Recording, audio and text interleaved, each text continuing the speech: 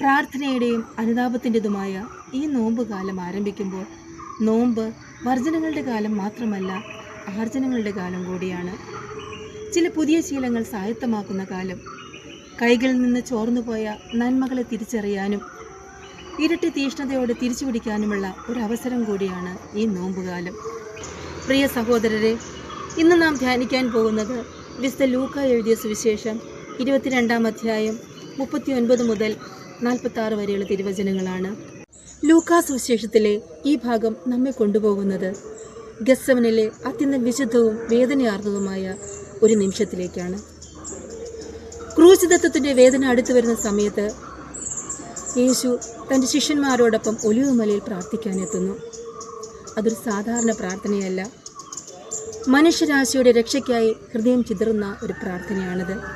അതീവ വേദനയുടെയും ആത്മീയ പോരാട്ടത്തിൻ്റെയും സ്ഥലത്ത് അവിടെ നാം കാണുന്നത് രക്ഷിതാവായ യേശുക്രിസ്തുവിനെയാണ്. ഗെത്സമനിലെ നിശബ്ദതയിൽ യേശു നമ്മെ പ്രാർത്ഥനയോടെ ആഴം പഠിപ്പിക്കുന്നു. ജീവിതത്തിൻ്റെ ഭാരമുള്ള നിമിഷങ്ങളിൽ ദൈവസന്നിധിയിലേക്ക് പോകുക തന്നെയാണ് ഏറ്റവും വലിയ ശക്തി.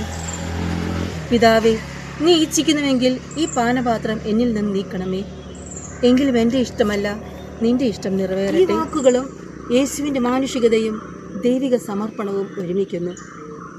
വേദനയുണ്ടെങ്കിലും അവൻ പിതാവിൻ്റെ ഇഷ്ടത്തോട് പൂർണ്ണമായി കീഴടങ്ങുന്നു.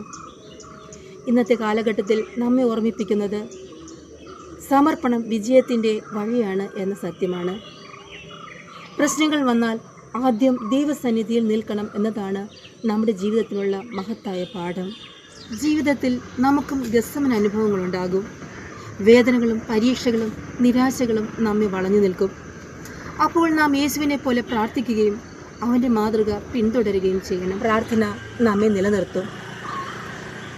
ശിഷ്യന്മാർ ദുഃഖം കാരണം ക്ഷീണിച്ചുറങ്ങുകയായിരുന്നിട്ടും യേശു അവരെ ഉണർത്തി പറഞ്ഞു, എഴുന്നേൽക്കുവിൻ, പരീക്ഷയിൽ അകപ്പെടാതിരിക്കുവാൻ പ്രാർത്ഥിക്കുവിനെന്ന്. പ്രാർത്ഥനയില്ലാത്ത ജീവിതം പരീക്ഷയിൽ വീഴാൻ ഇടയാക്കും. പ്രാർത്ഥനയിലൂടെ മാത്രമേ നമുക്ക് ധൈര്യവും ശക്തിയും ലഭിക്കുകയുള്ളൂ. ഗെത്സമൻ തോട്ടം നമ്മെ പഠിപ്പിക്കുന്നത് കീഴടങ്ങലിൻ്റെ പാഠമാണ്. ദൈവത്തിൻ്റെ ഇഷ്ടം പലപ്പോഴും നമ്മുടെ ഇഷ്ടത്തേക്കാൾ മഹത്താണ്. യേശു പിതാവിൻ്റെ ഇഷ്ടം നിറവേറ്റിയത് കൊണ്ടാണ് ലോകത്തിന് രക്ഷ ലഭിച്ചത്. അതിനാൽ സഹോദരങ്ങളെ, നമ്മുടെ ജീവിതത്തിലെ ഓരോ ഗെത്സമൻ അനുഭവത്തിലും നാം ദൈവത്തോട് പറയുക, എൻ്റെ ഇഷ്ടമല്ല നിൻ്റെ ഇഷ്ടം നടപ്പാകട്ടെ എന്ന്.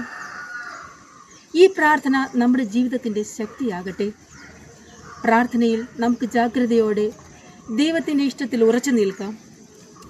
നോമ്പ് കാലത്തേക്ക് പ്രവേശിക്കുന്ന നമുക്ക് ചിന്തിക്കുവാനും മാനസാന്തരത്തിലേക്ക് വരുവാനും സഹനങ്ങളിലൂടെ കുരിശിൻ്റെ മഹത്വത്തിലേക്ക് പ്രവേശിക്കുവാനും സാധിക്കട്ടെ. ദൈവം നമ്മെ ഓരോരുത്തരെയും സമൃദ്ധമായി അനുഗ്രഹിക്കട്ടെ.